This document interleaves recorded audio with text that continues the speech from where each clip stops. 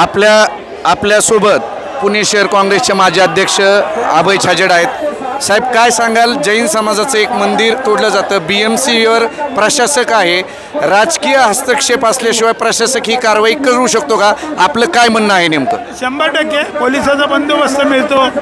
कोणत्या तरी महत्त्वाच्या राज्यकर्त्याचा समावेश असल्याशिवाय अशा प्रकारचं कृत्य या ठिकाणी होऊ शकत नाही, हे मी आपल्याला स्पष्टपणे सांगतो। आपण पाहत आहात महाराष्ट्र न्यूज नेटवर्क। पोलिसाचा बंदोबस्त मिळतो।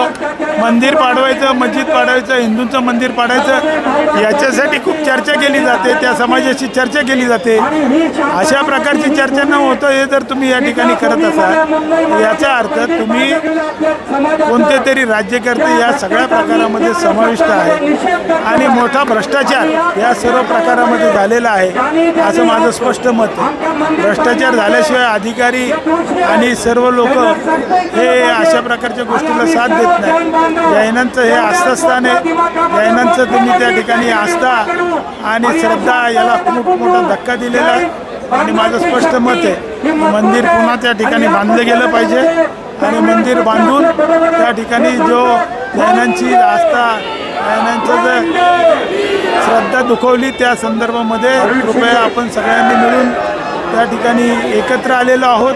ते ही कारवाई हे एक निष्ठपणा आपण त्या ठिकाणी कायमस्वरूपी ठेवला। Thank you for watching this video. Please like, share and subscribe to our YouTube channel. And don't forget to press the bell icon. Thank you.